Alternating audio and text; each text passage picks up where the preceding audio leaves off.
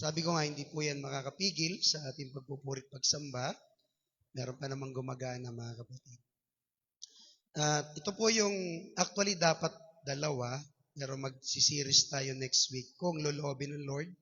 Kung hindi pa, punta tayo sa ibang mga sign of the end times. So, speaking of sign of the end times, mga kapatid, isa rin sa titignan po natin dito yung isang malagang bagay that during this final event sa last days, yung atin naman pong pagiging Kristiyano, particular sa ating kaligtasan po, ay napapalago po natin, napapaunlad, napapatibay. Yan talaga yung labanan ngayon sa last days. Okay? So, tayo po'y manalangin, mga kapatid. Salamat po, Diyos, sa magang ito. Tunay kang mabuti po sa aming buhay. Lahat ng bagay, Panginoon, alam nyo. Lahat, Panginoon, may dahilan ka kung bakit nyo po pinapaintulot. Kaya, Panginoon, lumalapit lang po kami sa inyo. Merong pagpapakumbaba, tumingi po kami ng awat habag, maging kapatawaran sa mga nagawa naming kasalanan. Kami ngayon, tutunghay po, Panginoon, sa iyong mga salita. Kausapin mo po kami ayon po sa iyong mga salita, Ma. Lalo pa ang mensaheng ito maging hamon, alala at paglago at higit sa lahat na mapapatibay po sa aming pong paglilingkod sa inyo, Diyos. Salamat po, Panginoon. Tunay ka pong mabuti po sa aming buhay. At i-bless niyo po lahat, Panginoon, ang mga makikinig. Buksan niyo po ang aming puso at isipan. Muli, aming ka pong pinupurit, sinasamba at ang aming dalangin sa pangalan namin, Panginoong Yesus. Amen, amen. Okay, so tignan mo yung katabi mo kung nandyan pa. Ako sa mo, congrats. Ayan, buhay pa naman yan, mga kapatid.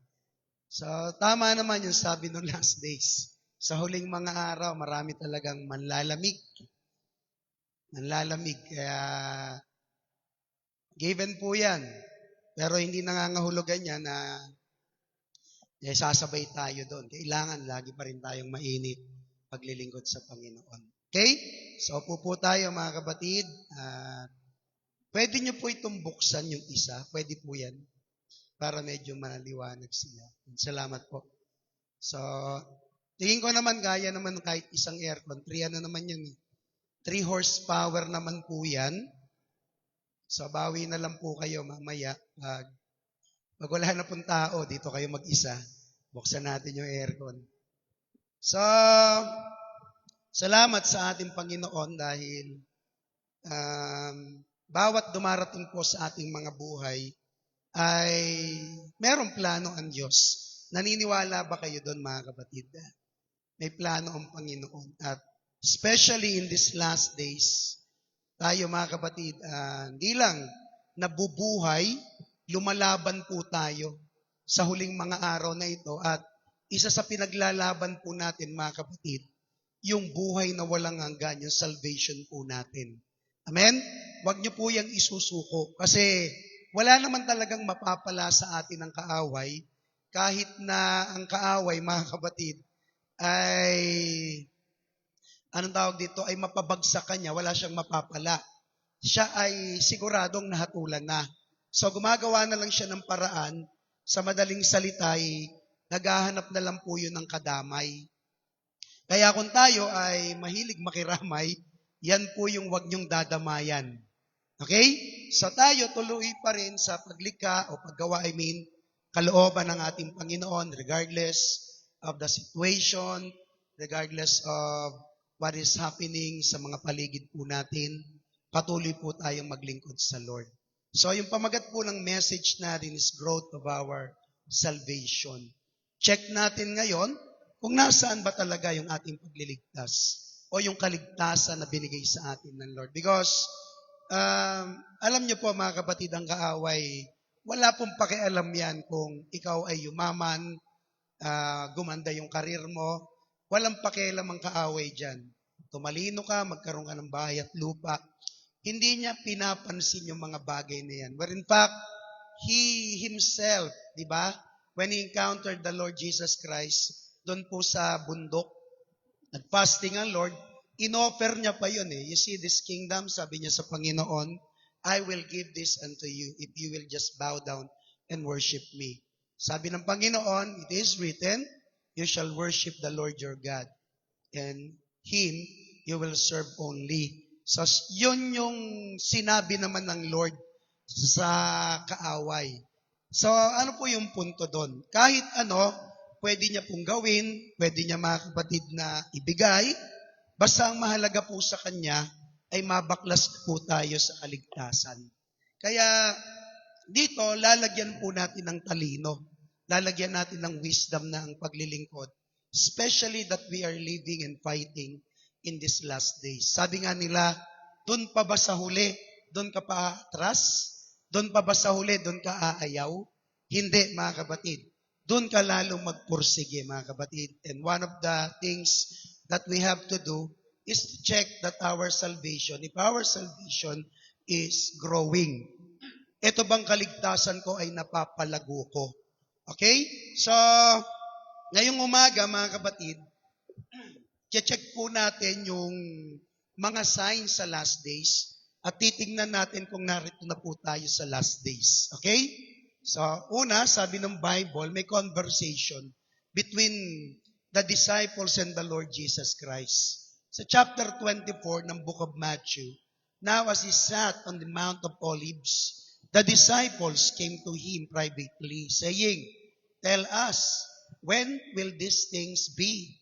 And what will be the sign of your coming and of the end of the age? So ilang tanong po ito, mga kapatid. Tell us, when will these things be? Kailan mangyayari yung mga bagay na ito? Ano ang mga senyales ng iyong pagbabalik? So speaking face to face on the Lord Jesus Christ, alam na nila that there are promises of the Lord of His second coming kasi hindi naman nila ito matatanong kung wala pong nakikwento marahil ang Lord.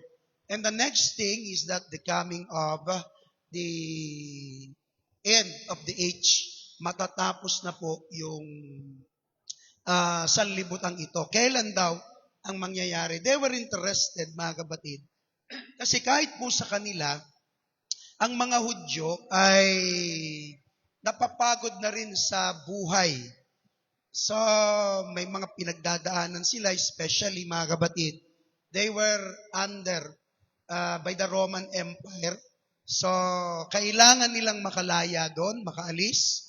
And at the same time, to be a ruler, kasi meron pong plano ang Lord sa kanila na maghari. So, gusto nilang mabaliktad. Kaya sabi ng mga Hudyo, kailan to, Panginoon? Ito po'y nasulat, siguro nasa 2,000 years ago na mahigit. Ganun na po siya kahaba. Ngayon si Lord ay sumagot. Ito po yung sagot ng Lord. So the first thing is that Jesus answered and said to him, the first one, take heed that no one deceives you. So the first message in these last days, tandaan niyo po, ay rampant po yung magiging deception.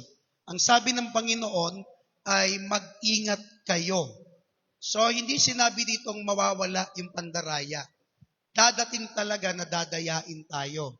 So, yun yung isa dapat nating ma-check sa ating pagliligtas. I've been serving the Lord our God. Matagal na rin po, marami na po akong nakasabay, nakasama.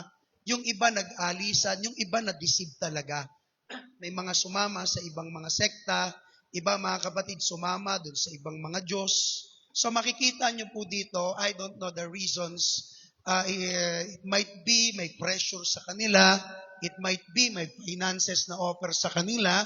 But here it comes, the main reason na deceive po ang marami po sa mga tao. So, ingatan po natin na huwag tayong madaya.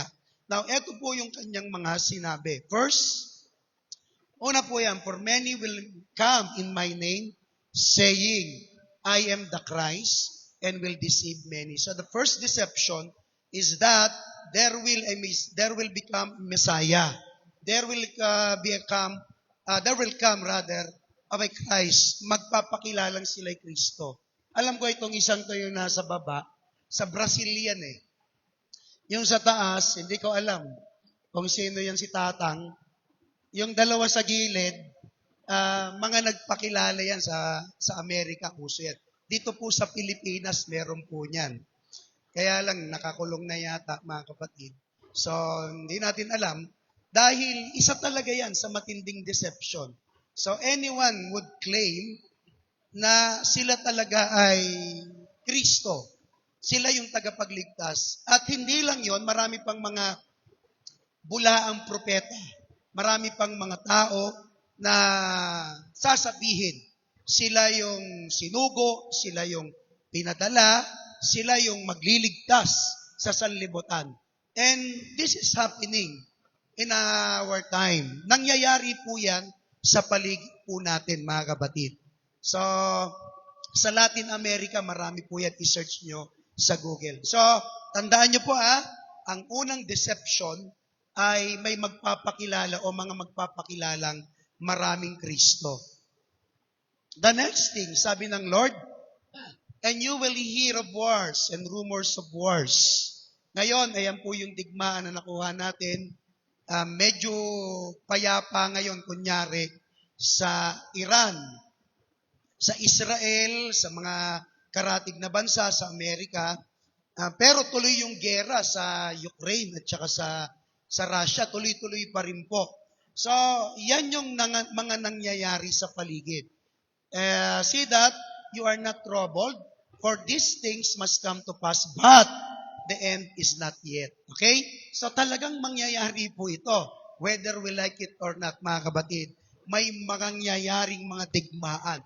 Actually, mapalad pa nga tayo Kasi hindi pa tumatapat sa atin. Ang balita ko, mga kapatid, lahat ng mga allied ng Amerika at saka ng South Korea, alam nyo kasi ngayon, mga kapatid, bibigyan ko kay idea, bakit ginigera po ang Iran? So, syempre, isa po dyan yung sa langis. Pangalawa, mga kapatid, kailangan nilang masuppress. May kumano, kailangan nilang masuppress. Alam nyo po kung bakit? Kasi ang Iran ay gagawa o gumagawa po sila ng mga nuclear weapon. Ano po yung nuclear weapon? Ang nuclear weapon, mga kapatid, ay malakas na gamit pampasabog. Kung naalala nyo po yung atomic bomb na bumagsak po sa Hiroshima, di ba wasak po yung Hiroshima? Isang lugar po yun. Sabi nila ang ang nuclear ay katumbas ng 1,000 ganon. Ganon siya katindi. Naintindihan ninyo? Kaya ang nuclear, pag yan ay pinakawalan kahit isang bansa, kaya niyang burahin. Ngayon, mga kapatid, kung bakit binabanatan po yan, dahil ayaw po nila na matulad po sa North Korea. Okay? Bakit? Kasi ang North Korea ay napabayaan po. Ang North Korea, mga kapatid, humigit kumulang na nasa 60,000 ang kanilang rocket. Hindi natin alam kung ilan po yung nuclear weapon nila doon. Pero sabi po sa mga news, yan po'y nakaumang na sa mga karatig bansa, especially sa South Korea. Kaya medyo tensyonado po yung lugar na yan. Hindi natin alam kung ilang nuclear weapon ang nakatutok sa atin. Tsaka lalo pa, kaalyado po niyan yung China po. So nakikita nyo po ito'y nangyayari sa mga panahon na natin. Hindi po biro talaga ang huling mga araw na ito, mga kapatid. Minsan natatawa na lang ako, problema mo nga lang minsan, napakababaw. Problema mo lang minsan, wala kang pambiling pandesal.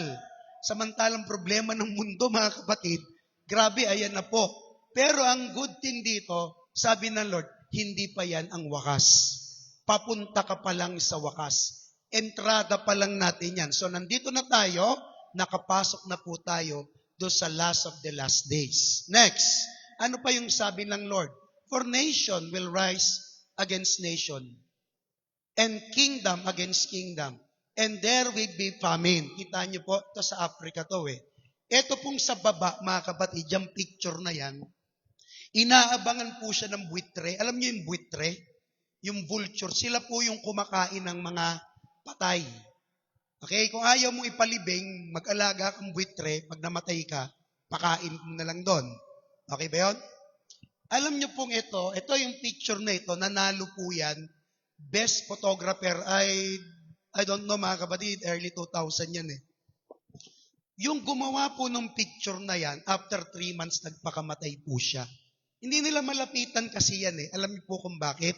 Kasi bawal, baka mamaya yung bata o yung lugar nila, yung mga tao dyan, ay may sakit na nakakahawa. Wala siyang magawa kundi picturean lang po yung mga yan. So yan yung isa na nakuha niya. Nakita niyo yung buitre, inaabangan niya na pong mamatay yung bata. Pag namatay po yun, mga kapatid, kakainin niya na. Ganon ka-worse yung famine. Nakikita niyo po? So nagpakamatay yan actually dahil after 3 months, siguro nanalo nga siya, pero di niya matanggap na ba't ako nanalo, na yung picture kong yun, nakita nga, maganda nga. Pero yung wala siyang magawa, mga kapatid, para tulungan po yung batang yun, yun yung nagpa-depress sa kanya eh. Kaya nagpakamatay yung taong yun eh. So, ano pong ibig sabihin nun? Nasa panahon po natin yan. So, ikaw mapalad ka eh, grabe. Mapalad ka na, malapad ka pa. So, nasa sayo na ang lahat. Hawak mo pa yung beat. Okay? Next. Pestilences. Dati ang mga pestilences, sa mga palayan po yan, sa mga triguhan. Ngayon po, pinasok na po yung mga viruses. Hindi ko alam kung ano yan nakuha kong yan. Pero mga pesti po yan eh. Minsan sa kabuhayan. Pero isa sa mga pestilences ko sa last days, yung mga sakit na napakahirap na po nang makuha ng gamot. Yung COVID, mga kapatid, nagpaampat lang yun eh. Pero talaga yung patayin, wala pa po. Ngayon, mga kapatid, ang dami pang nag-i-emerge na mga iba't ibang sakit. Diba? Ang dami. So, tayo, magpapatibay na lang talaga tayo ng immune system. Naintindihan niyo po? Kaya huwag kayong magpupuyat, magpuyat kayo kung nagtatrabaho kayo sa gabi. So, wala kang magagawa. Doon yung trabaho mo eh. Pero kung wala kang ginagawa, puyat ka ng puyat, mahirap din yon. Next, pestilences, ayan, earthquakes in various places. Sa Japan po, mga kapatid, araw-araw lumilindol. Araw-araw, siguro mga magnitude 4, 5, 3, pero araw-araw po yan, lumilindol halos sa kanila. Sa atin, ganun din daw, pero hindi ganong ramdam. Pero pag mga earthquakes na malalakas na, nung nakaraang buwan, o ito lang mga 2 weeks or 3 weeks ago, hindi ko alam kung saan parte sa probinsya, mga kapatid, may nilindol na naman eh. So kikita nyo po yung paligid po natin. Now, ano po yung point dito ng Panginoon? Pwede naman na may nangyari na yan sa panahon po ng mga sinaunang tao.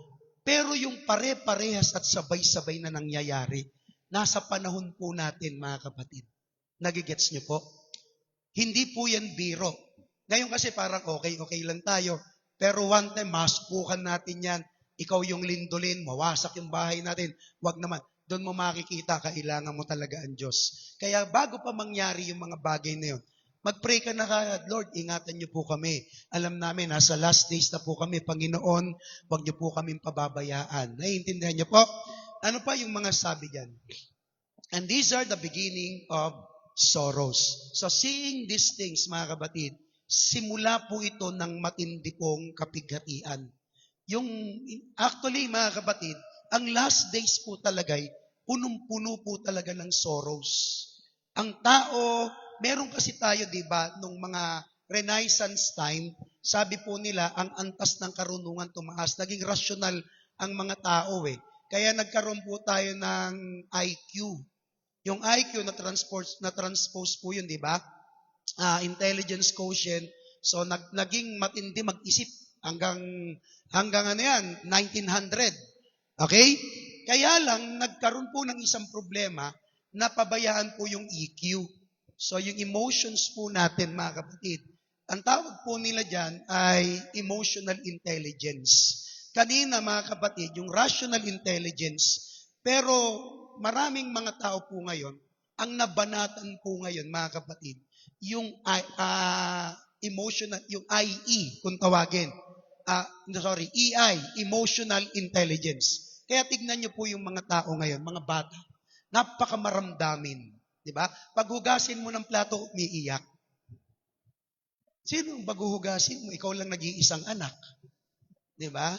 Paghugasin mo, paglabin mo, dami nagrereklamo. Pagsabihan mo yung bata, dinadamdam. Yung iba, mga kapatid, talagang sinasaktan yung sarili. Yung iba pa nga, nagpapakamatay. Ba't ka nagpakamatay? O ba't ka magpapakamatay? Kasi napagsabihan po ako eh. Hindi mo naman pala matatanong, pagpatay na eh. So, nakita niyo po yung mga tao, simula na talaga ng kapigatian.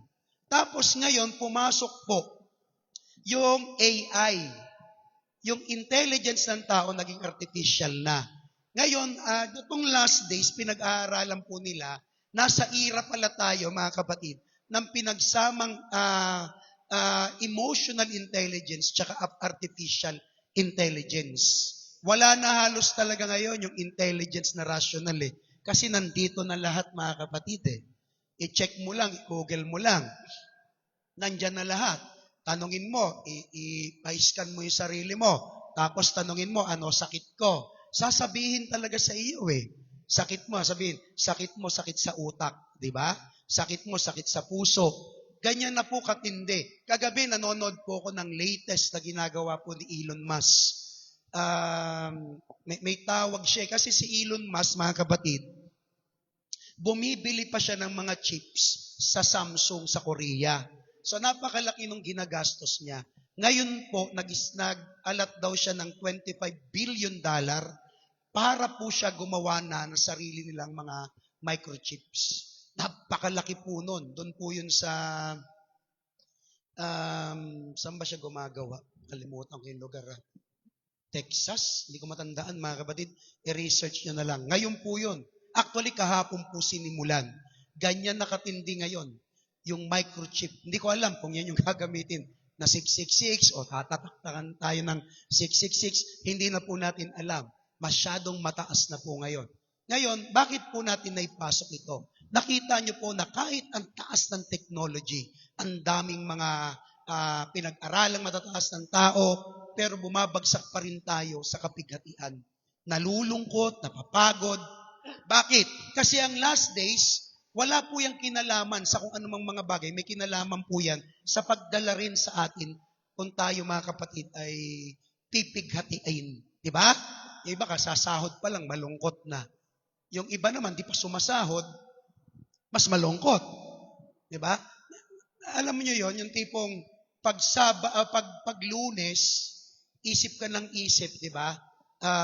Isang linggo na naman, natrabaho, ang tagal na naman ng Sabado, ng Linggo. Pag dumating naman ng Linggo, kay dumating ang Lunes, dumating ang Sabado, sasabihin mo naman, ay nako, dadating na naman ng Lunes. Yung wala ka nang mapaglugaran, naintindihan ninyo? Nung wala kang sahod, sabihin mo, naku, wala pang pera, naku, wala pang pera. Sumahod ka, naku, baka maubos ito, baka maubos ito. Wala ka nang mapaglugaran eh. Naintindihan niyo po? Andiyan pa kayo? Next. Ano po yung susunod? And because lawlessness will abound, the love of many will grow cold. Kita nyo? May picture pa ng One Piece. Plug ni Luffy yan eh. Okay? Kita nyo? Nakaganon pa siya oh. Pag ganon, alam nyo na yun. Pero pag tinaas, hindi ko alam kung saan yan. Nandun siya, nandun yung isa. Ang gulo na ng mundo. Lawlessness. Ngayon, mga kapatid, tingnan mo yung paligid mo. Grabe. Kumakain ka lang ng mga sa labas-labas o hold upin yung lugar. Ano pa? Naglalakad ka lang. Nakita nyo sa Road 10 po. Nagdadrive yung mga truck. Nanakawan sa likod. Wala na magawa. Dati ang magnanakaw sa gabi eh. Ngayon kahit tirik yung araw eh. Talagang nanakawan ka eh. Sabi ng mga katrabaho ko dati sa Bagong Silang, sa lugar nabanggit ko tuloy. Naka-live pa naman tayo.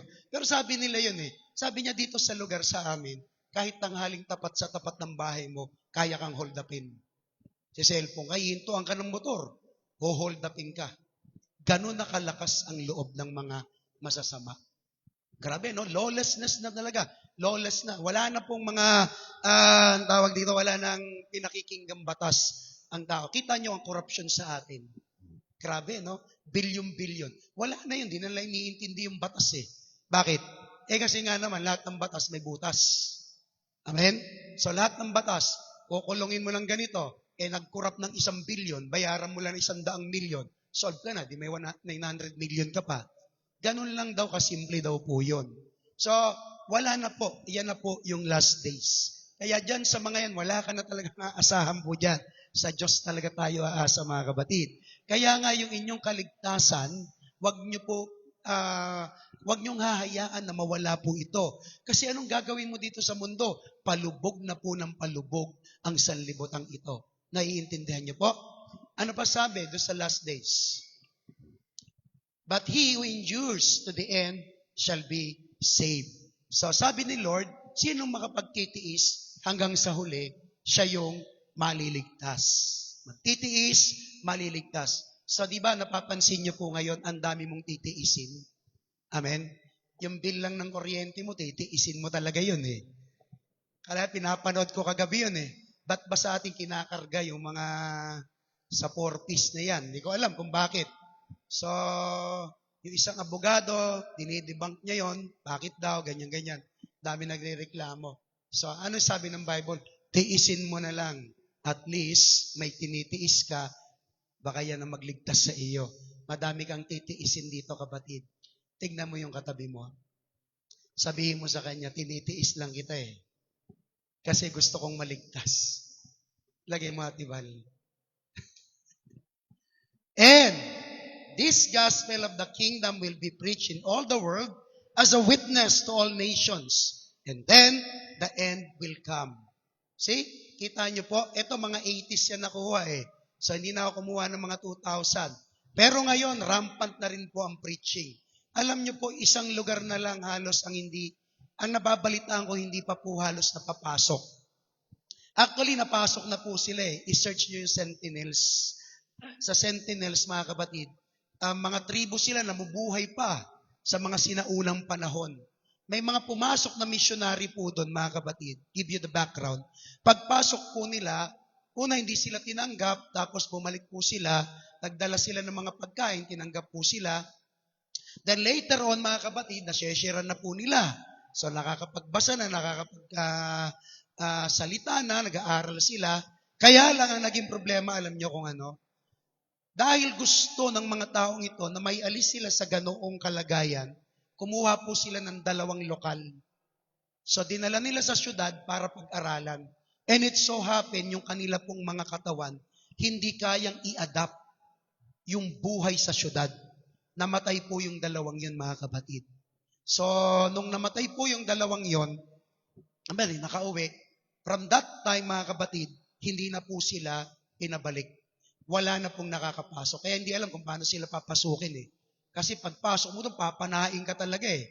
Tapos, yung bansa po nila, naglagay na itong mga taong ito, ano ba tawag dyan? Protected sila ng batas. Hindi nyo pwede silang pasukin. So, yun na lang halos. Kahit saan pumunta ka, may word of God na. Ipapangaral po talaga, mga kapatid, ang salita ng Diyos. Naiintindihan niyo po? Kaya tayo, tuloy lang. Next. Ano pa, Atibal? Now, learn this parable from the fig tree. Pag sinabi pong fig tree, no, when its branches already become tender and puts forth leaves, you know that summer is near. So, ang fig tree sa Bible is the Israelites. Okay? Ang Israel, mga kapatid, mula pa sila'y nabihag doon pa sa Old Testament. Panahon pa nila Nebuchadnezzar, nila Cyrus, hanggang sa Roman Empire, hanggang sa panahon ng 1948. 1948 lang po sila, bandang May, I think May 14 yan eh. Doon pa lang sila naging nation, naging bansa. Imagine dyan, libo-libong mga taon. Kaya yung mga yan, nangyari po yan 1948. So sabi ng Bible, pag-aralan nyo, alamin nyo, dapat matutunan ninyo ang parabolang ito. Mula doon sa fig tree, kapag ang kanyang mga sanga ay tender na, nagbibigay na ng leaves, ng mga dahon. So umuusbong na. Mula po noong 1948, 2 years na lang, nasa 70 years na po yan, mga kapatid. Hindi ako nagkakamali. 80. So, ganun nakatagal. So, ano ibig sabihin po nun? So, yung leaves, marami nang tumubo. At ngayon, ang mga Hudyo talagang napakadami na sa buong mundo. Ang Israel, mga kapatid, ganap ng bansa, matibay na po sila. Pero dyan po yung nagsimula. Imagine ninyo hinula yan sa panahon ng Lord, ibabalik sila sa kanilang bayan. wala pong mga ancient, tandaan nyo ancient people na nakabalik sa kanilang sariling bayan na napanatili nila yung kanilang mga ancient language. Israel lang po. Okay? Ang Iran, yan po ay Persia. Okay? Tama. Persia. Pero yung mga Persians nung unang panahon, hindi na po yan yung Iran ngayon. Hindi sila. Ang Iran, hindi sila Arab eh. Hindi sila Arab. Kaya sila kaaway din nila yung Arab. Although Islam sila, Muslim. Pero hindi na po yan. Yung Egypt, hindi na rin po yan yung Egypt. Arab na yung mga Egyptians ngayon eh. Yung Iraq, Babylon ng Iraq, pero hindi na rin po nila language yan. Yan yung mga ancient times, ancient nations na naghari, pero wala na pong nakabalik na language. Israel lang po. Bakit? Kasi naka-prophecy po yun eh. At sa ating panahon po, yan po'y nangyayari. Next, Ate Val. Ayan na. So you also, when you see all these things, know that it is near at the doors. Maraming pintuan. Di ko alam kung nasang pintuan na si Lord. Pero naging state na yung Israel. Next, Ate Val. Next, but, another prophecy. But as the days of Noah were, so also will the coming of the Son of Man be. Panahon naman ni Noah. Ano po yon? Una, lagay. For as in the days before the flood, they were eating, drinking, marrying, and giving in marriage until the day that Noah entered the ark. Sabihin nyo ngayon sa akin kung saang lugar na hindi kayo makakakita ng hindi nagkakainan tsaka nagiinuman. Punta ka mall, kainan. Gabihin ka mga kapatid, inuman. Sa bahay nga minsan sa atin, di ba, may mga nagiinuman. Doon sa lugar namin, inuman. Mga pinsa ko, nagiinuman. Wala. Baka ikaw, hindi ka may katabi mo, baka may amats pa yan. Baka may hangover pa yan. Grabe po ngayon. Kasal. Ayan, ikakasal ko yung dalawa, mga kapatid. Kasama yan sa prophecy. Di ba? Yung mga hindi pa nagpapakasal, humabol na kayo. At least masama kayo sa prophecy. Nasa last days na po tayo. Naiintindihan niyo po? Buhay pa kayo? Ngayon, ano pa, Ate Val? Next. So, papaano ngayon natin palalaguin yung ating kaligtasan? Now, lahat naman to'y nangyayari, mga kapatid. But the question is this, paano ko ngayon palalaguin? Paano ko patatatagin? Paano ko pagtitibayin ang kaligtasan na meron ako? Okay, the first one, mga kapatid, is this. But he who endures to the end shall be saved. Ano po yung una? So yung endurance kung tawagin. Endure unto the end. Not just at the first time you experience the Lord or anything, mga kapatid, na alin, na bumabagabag o bumabanat sa atin. But until the end, sabi ng Bible. Hindi po madali. Alam niyo po ang isa sa mga problema ng mga mananampalataya, alam niyo yung mapabugso ng paglilingkod, pero hindi niya nai-endure ang paglilingkod. Hindi siya tumatagal.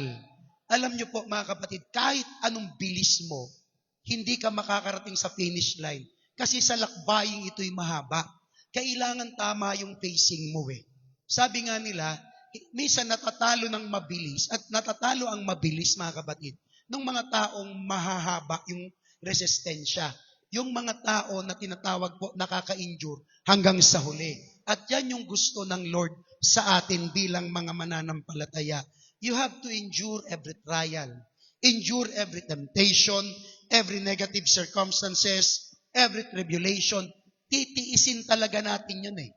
Magtsatsaga talaga tayo hanggang sa huling mga araw na ito. Kaya church, wag na po kayong magulat. Wag na kayong magtaka na ang buhay na ito ay punong-puno po ng mga kapagsubukan. Naintindihan niyo po? Hindi natin alam kung saan tayo babanatan eh. Pero maliwanag po sabi ng salita ng Lord. Ang isa sa sinusukat talaga sa atin, sa huling mga araw na ito, yung endurance mo hanggang sa dulo. Diba? Hindi tayo mga kapatid na sprinter Christian. Yung tipong 100 or 50 meters, andun ka na, yes, panalo ka na. No, hindi ganun po yung paglilingkod. Mahaba-haba talaga. Kaya nga, walang kinuha ang Lord mo. Mabaptismohan ka, kinuha ka kagad ng Lord. Hindi. Dadaan tayo sa mga bagay na yan. Ito sabi ng Bible, mga kapatid. Lagay at ibal. Sabi ng Bible na pinagtitibay ang mga kaluluwa ng mga alagad at sila'y pinagpayuhang magsipanatili sa pananampalataya. At sinasabi na sa pamamagitan ng maraming kapighatian. Marami. Hindi sinabing isa lang ang kapighatian. Maraming kapighatian ay kinakailangan magsipasok tayo sa kaharian ng Diyos. Nakukuha niyo po?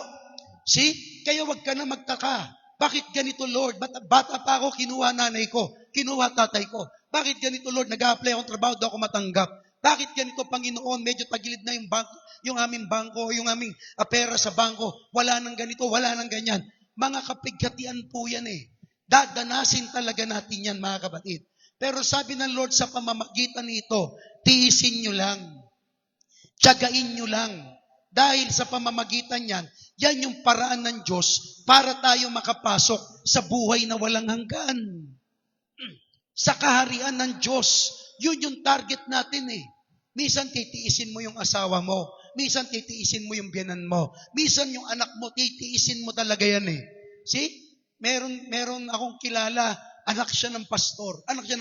Tinatawag ko nga siya kasi babae. Pastora. Naaasar sa akin. Sabi niya, wag mong tawagin. Bakit? Swail siya eh. Sabi niya, hindi ako magandang ehemplo. See? Minsan sakit ng ulo ng pastor, yung anak niya. Minsan naman, sakit ng ulo ng anak, yung tatay niya. Lahat sa atin, bibigyan tayo niyan. So, hindi ka makakatakas. Pero ang mahalaga dito, yung ikaw sa sarili mo, yung kaligtasan na meron ka, iingatan mo yon. Kahit dumadaan ka sa kapighatian, diretso ka lang. Nagigets nyo po? Pakilakas? See? Meron kang paglalakbayan. Bakit? Kasi ang pagsubok, mga kapatid, ay bahagi ng paglalakbay. Ang pagsubok, mga kapatid, ay kasama sa paglalakbay. Hindi pinangako ng ating Panginoong Diyos na magiging madali yung ating buhay bilang mga mananampalataya. Bagkos o sa halip, malinaw yung sinasabi dito, marami. Kaya wag kang umasa, mga kapatid, na tatantanan ka ng pagsubok. Maraming kapighatian. Kahit ang mga sinaunang Kristiyano, hindi pinalusot yan. Tayo nga mapapalad pa eh. Dahil ang paglilingkod natin, minsan umuupo lang tayo, magsisimba lang tayo dito sa linggo. Minsan ang kalaban lang natin, yung puyat natin eh. Yung tulog lang. Alam nyo sila Pablo, kalaban nila, paggising nila, di nila alam kung saan sila kukuha ng pagkain. Hindi nila alam, mga kapatid, kung saan sila tutulog. Hindi nila alam kung bukas, may nag-aambang panganib, papatayin na sila. May one time, takbo si Paul, mga kapatid, mula sa Ephesus. Takbo talaga siya. Bakit? Papatayin siya eh. Sabi sa kanya, takas ka na Paul, takas ka na, yayariin ka na rito. See? Anong ginawang masama ni Pablo? Nangangaral lang siya ng salita ng Diyos. Pero katumbas na noon ay buhay. Etong mga taong itong sinaunang Kristiyano pinag-uusig. Pinahirapan po sila. At marami sa kanila nung hinuli, sinubok yung kanilang pananampalataya kung paano at ano pipiliin nila. Kung ang Diyos na pinaglilingkuran nila o yung kanilang buhay. See? Wala pa tayo sa punto na dinidemand ang buhay natin. Minsan, oras pa nga lang ang dinidemand eh. Diyan ba kayo? King. Come on, wait. See? Yung pa lang yung dinidemand. Yung uunahin mo siya paglinggo. Uunahin mo siyang atupagin paglinggo. Napakabigat ba nun? Hindi. Yun nga yung pinakamagana eh. Kasi kahit ibang pananampalataya, nagsisimba paglinggo, dapat mas ahead tayo doon. Nakukuha ninyo? Yung sa kapitbahay namin, sa amin, may malaking simbahan doon. 5:00, may service na sila. 5:30, may service na sila. Tayo, 8:00, mga kapatid. Yung iba, hindi nila pinapagliban. Sa atin, para bagang ganong-ganon na lang. Pag trip, minsan pati worship, trip-trip lang eh. Magsimba ka, hindi ko pa trip eh. Pag trip ko na, kung pag-tripan kaya tayo ng Lord. Bumabalik pa lang yung boses ko, mga kapatid. Kaya pagpauman ninyo, meron pong basag na, ito natin. Nasaan ba yung tasa ko? Kitang-kita tayo sa live eh. Di ba? Kaya tayo bilang mananampalataya, kasama po at bahagi sa ating paglalakbay. Kaya mababaw pa nga ito, mga kapatid eh. Hindi tanda na tayo ay talo dito, bagkus ito'y bahagi na tayo ay sinusubok para malinis, sinusubok para masala, sinusubok para maging matatag. Dahil ang last days, hindi para sa mga mahihina. Amen? Ang last days, mga kapatid, para sa mga Kristiyanong nilalaban ang kanilang kaligtasan. Dapat nilalaban mo salvation mo eh. Amen? Hindi ka nagpapatalo. Ang pagsubok na ito ay may kasamang pagtitiis. Ang pagsubok na ito sa mga mananampalataya, sabi ni Pedro, ay parang ginto na kapag dinadarang sa apoy, dumadalisay. Amen? That the trials of your faith, being much more precious than of gold, mas matindi pa dapat. Kaya pag may darating sa ating kapighatian, pagsubok, ito yung panahon natin para magningning tayo. Amen? Para kuminang ka, para lumiwanag ka. Dahil sa last days, sabi ng Bible, magiging malayo ang pagitan ng alin? Ng mga unbeliever tsaka ng mga believer. Hindi sila magkakamuka. At isa sa magdi-distinguish nun, mga kapatid, yung pagsubok. Nakita nyo ngayon, sa ating mga dinadanas, taas ang presyo ng ganito, taas ang presyo ng ganyan. Ang unbeliever, mga kapatid, nagrireklamo. Ang believer, wala kang magagawa kundi magpuri pa rin sa Diyos. Magpasalamat sa Diyos. Humingi na lang ng habag. Humingi na lang ng awa.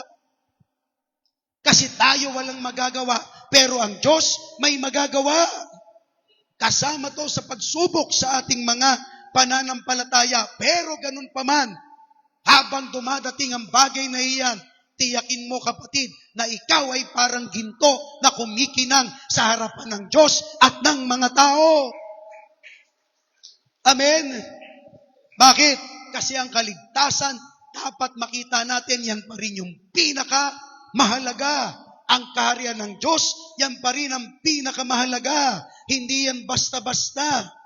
Kaya kahit ano yung pinagdadaanan mo, dapat above and beyond pa rin ang pagtrato mo sa tangan mong kaligtasan. Amen?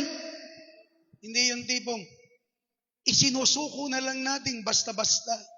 Hindi yung tipong pag napagod ka, bigla mo, alam nyo mga kapatid, kahit mainit ang kanin, pag kinain mo, napaso ka, hindi mo sasabihin, ayoko na kumain. Meron bang gumanon? Anong gagawin mo pag napaso ka? Kung gutom na gutom ka, mga kapatid, kahit yung nasa loob, nasa ano, di ba? Tama? Bakit?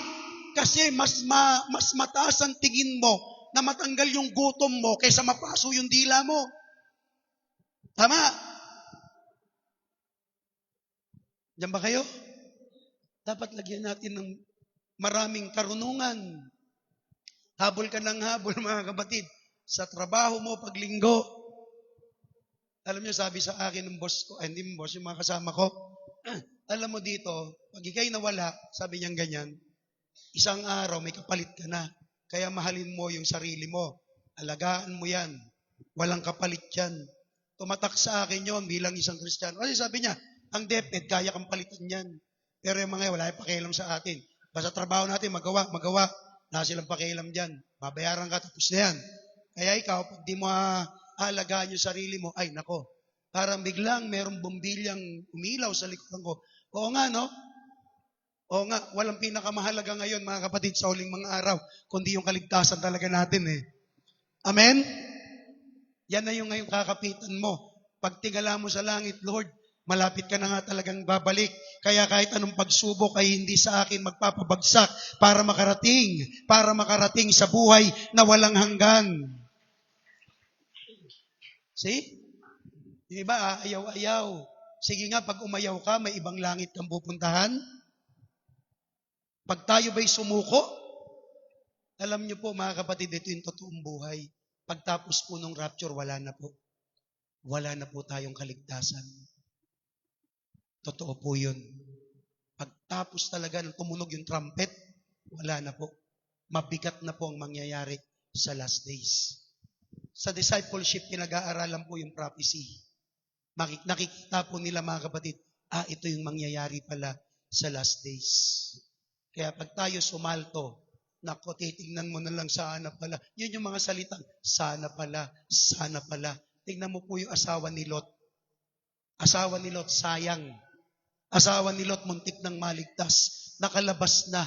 Yun yung Kristiyano, mga kapatid, na binigyan na ng Panginoon ng pagkakataon para talikuran, kalimutan lahat. Pero nakatingin pa rin siya doon sa pleasure na sanlibutan. Bumalik siya, tumingin siya. Akala niya, mga kapatid, mababawit, makukuha niya pa rin yun. Pero nung bilin ng Lord sa kanya, wag na kayong lilingon. Wag na kayong lilingon. Napaka-basic, wag kang lilingon. Mahirap bang gawin yun? Wag kang lilingon. Ang tao pa naman kung ano hindi pinapagawa, yun yung ginagawa. Wag mong tingnan yan. Alin? O, diba? Mainit yan, wag mo inumin. Ito? Kung ano yung bawal, yun yung talagang gagawin no? Naintindihan ninyo? Buhay pa kayo? Kaya tayo, pagtsatsagan, bakit ang pagsubok ay nagpapatibay sa atin at hindi po ito sumisira? That's why endurance is so very important. Ang layunin ng Diyos, hindi tayo ipabagsakin, kundi tayo ipatatagin sa ating mga pananampalataya. Ang pagsubok na ito, mga kapatid, ay isang prosesong ginagawa ng Diyos sa atin para tayo mahubog. Nakita ninyo? Kung ikaw ay tumatakbo, nagja-jogging o naglalakad, sa unang ratsyada mo niyan, siguro mga 5 kilometers, nagja-jogging mo 3 kilometers. Pero habang tumatagal, nakikita mo na, kaya ko na pala yung 6 kilometers. Kaya ko na pala yung ganito. Pero sa una, mga kapatid, mahirap. Pero yung consistency, hindi mo alam yung consistency, may progress.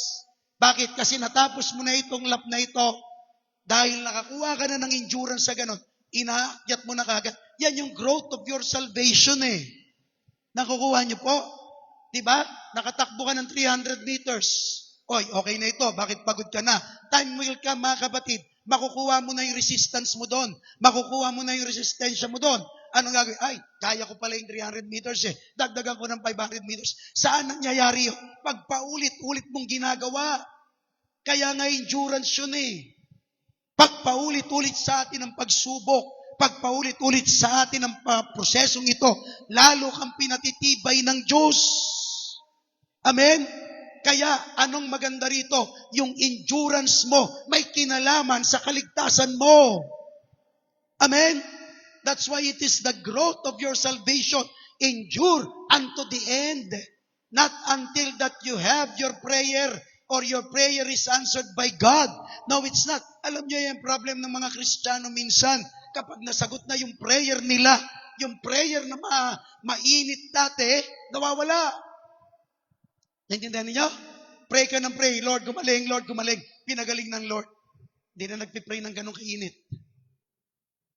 Lord, sana ganito. Lord, yung isa nagpray, Lord, bigyan mo akong trabaho, bigyan mo akong trabaho, bigyan mo akong trabaho. Pray ng pray. Kahit wala service, nagpe-pray Ganun. Tapos i-request pa, sama niyo sa prayer, magkatrabaho. Nagkatrabaho, mga kapatid. Ayun. Lana. Nawala yung prayer, nawala pa siya sa church. Hindi interesado si Satanas, mga kapatid. Saan? Pagpalaing ka. Wala sa kanya yun. Makukuha mo yun. Pero pag nabaklas niya yung kaligtasan, yan yung tapos ka. Wala siyang pakialam kung anong marating mo sa buhay. Ang pinapakialaman niya, yung makaakyat ka sa langit. Yun yung babanatan niya tahadlangan. Nagigets ninyo, mga kapatid? Buhay pa kayo? Kaya yung pagsubok nagpapatibay sa atin yan. Hindi yan sumisira. Kaya mahalaga sa atin bilang mga Kristiyano, tandaan po natin lagi, bawat pagsubok na ito'y proseso ng Diyos para tayo'y pagtibayin. See? Bigat yan, pagtitiis, pagsubok, pag-asa, sunod-sunod po yan eh. Pangalawa, atibal. And this gospel of the kingdom will be preached in all the world as a witness to all nations, and then the end will come. First one is endurance. The second one, mga kapatid, is what? Ano sabi ng Bible? Ayun na, preach. Nawala yun da. Lagyan mo nga, preach the gospel. Hindi, yun eh. Kulang ng type ko. Preach gospel. Minsan, nabihimbis na. Antok na ako niyang kagabi. They preach siyang mga, preach the gospel of the Lord Jesus Christ and be His witness. Huwag mong kakaligta po yan lagi.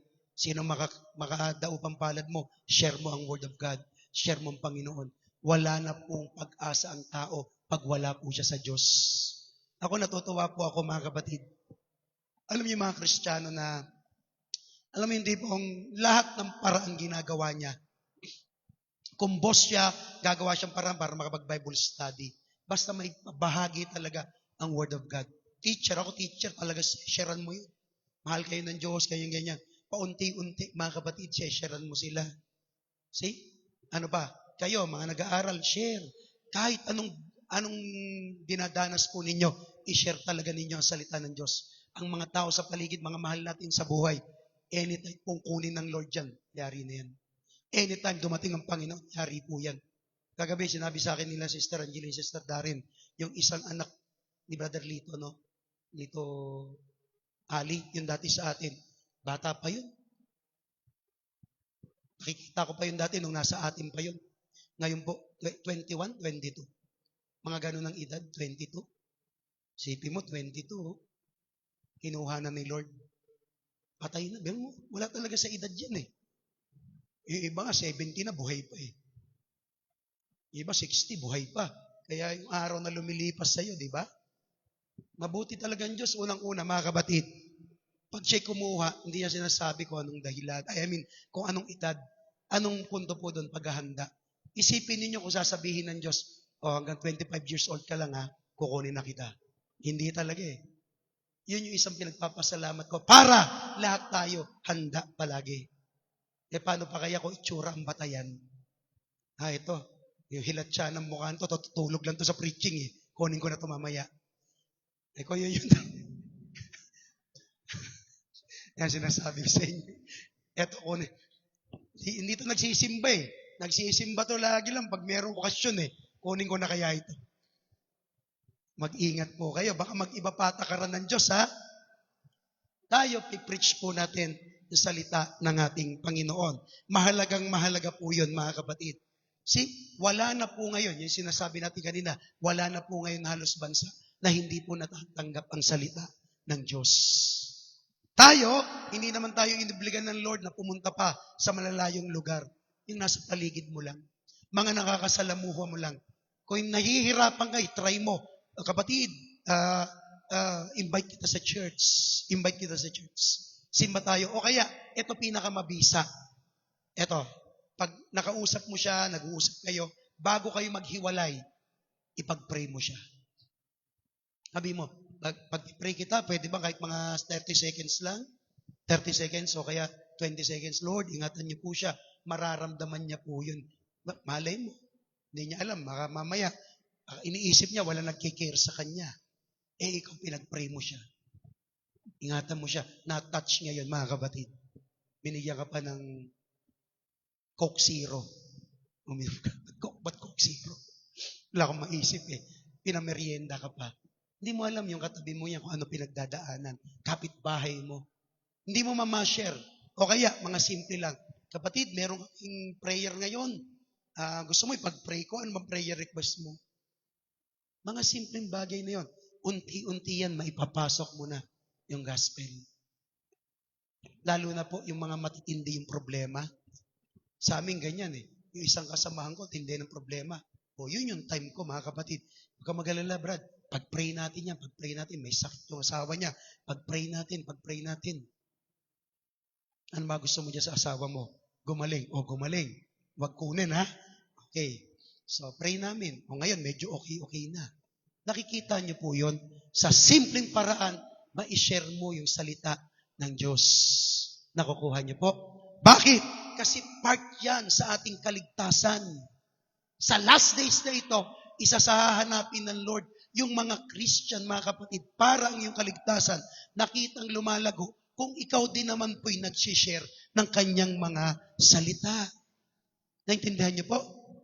Next, number 3. Watch therefore, for you do not know what the hour your Lord is coming. Be watchful. Kita niyo, laki ng mata. Pag sinabing be watchful, actually yung be watchful, Gregory yan. Sa Greek, yan pala yung Gregory. Pag sinabing be watchful, be vigilant, or stay awake, buhay na buhay ka. Kaya ako naniniwala pag natutulog ka talaga sa preaching, ewan ko lang kung ma-rapture ka. Okay, be watchful, sabi ng Bible. So bakit? Mga kapatid, mahalaga po ito. Hindi po kasi natin alam kung kailan darating ang ating Panginoon.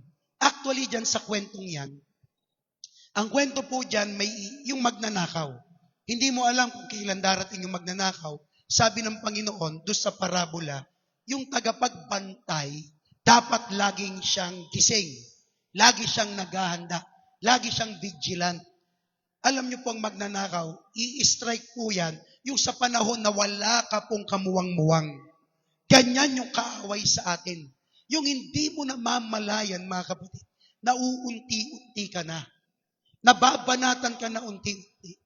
Kaya nga, sabi ng Bible, sa maliit pa lang, putulin mo na kagad. Kung papasukan ka ng kasalanan, putulin mo na kagad. Kasi baka mamaya, yung maliit na yan, maging cancer yan. Yung maliit na yan, baka maging daan yan para mapabagsak ka. Magbabantay ka talaga. Naiintindihan po ninyo? Andiyan ba kayo? See? Wag mo nga papahintulutan. Sabi ng Bible, do not give place to the devil. Kahit anong lugar, wag mo talaga siyang papapasukin. Saan ngayon madalas pumapasok ang kaaway? Isa po dyan sa cellphone. See? Punuin nyo ng Word of God ang cellphone ninyo. Yung mga Word of God, yun yung i-post ninyo. See? Punuin nyo ng mga magagandang salita. Saan pa pumapasok? Sa pinapanood po natin. Iingatan nyo po lagi yan. Pangatlo, saan pa po pumapasok? Yung mga philosophy na kinakain po natin. Yung tinatanggap po natin. Tandaan nyo po, mga kapatid, kahit anong ganda ng philosophy, pag hindi yan biblical, medyo mabigat yan. Medyo mag-ingat ka dyan. Iba naman sa awit. Mag-ingat po tayo sa mga inaawit po natin. Isa rin po yung venue ng kaaway o avenue ng kaaway para makapasok. Yan tayo, minsan, madalas guilty Naalala ko yung awit, luma pa to. Sabi niya, noon, umaawit ako, hindi sa iyo, Lord. Yung si Jesus ang aking musika. Gandang-ganda ako sa kantang yon. Si Jesus ang aking musika. Nagbibigay sigla sa bawat titik at nota. Yun yung kanta pong yun. Kasi sabi niya, noon umaawit ako sa libutan. Kahit na yung awit na hindi niya napapansin, nakaka-penetrate na yung kaaway sa kanya. Hindi niya alam, ayun na, nadali na po siya. Ayan po ang last days ngayon. I-check mo agad. Be watchful. Ano pa yung mga babantayan po natin? Yung mga nangyayari po sa paligid. Etong mga nangyayari sa paligid na ito, mga kapatid, hindi na po yan ordinaryo. So anong gagawin mo habang nagwa-watch ka? Pagtibayin mo na. Lumapit ka lagi sa Panginoon. Humingi ka ng awa, humingi ka ng habag sa Lord. Ingatan ka, pagtibayin ka ng Diyos, lalo pa sa huling-huling mga araw na ito. Amen? Ano sunod at tibal? Ayan, watch, stand fast in the faith. Be brave, sabi ng Bible. Be strong. Kasama ng pagbabantay po natin, tumindig ka sa iyong pananampalataya. Watch, stand in the faith. Tumayo ka lagi. Sinasabi ng sanlibutan, ayan, bagsak ang economy natin, bagsak. Sabi ng Bible, hindi. Tumayo ka sa pananampalataya. Sasabihin ng sanlibutan yan, daming korupsyon. Oo, madami ang korupsyon, pero meron akong Diyos na pagpapalain ako. Hindi niya ako pababayaan. Lagi kang may pangontra sa ginagawa ng kaaway. Yun yung pagtindig mo sa iyong pananampalataya sa Diyos. Bakit? Kasi meron tayong Diyos na hindi saklaw ng kahit na anong bagay sa mundong ito. Hindi siya natatabunan ng ekonomiya, hindi siya nadidiktahan, mga kapatid, ng presyo ng bilihin. Ang ekonomiya ng Diyos, ang karunungan ng Diyos, higit po yan sa lahat ng meron ng sanlibutan ito. Ano yung gagawin po natin? Tumindig ka sa iyong pananampalataya. Amen? Huwag kang matakot. Huwag kang matakot. Kasi ang kaaway ng fear, mga kapatid, hindi naman yung courage eh. Hindi yun yung magkaaway. Yung kabaliktaran. Ang kalaban madalas niyan, mga kapatid, ng papatay sa fear, yung faith. See? Tatakutin ka. Anak mo may sakit, ganito may sakit, walang patwisyo si ganyan. Bata pa anak mo, dami pa lalakbay. Tatakutin ka. Pero pag may faith ka sa Lord, yan yung papatay doon sa kaaway, sa pananakot sa iyo. Sasabihin mo lagi, mas dakila ang nasa akin kaysa siyang nasa sanlibutan. Amen? Be brave. Maging matabang ka. Be strong.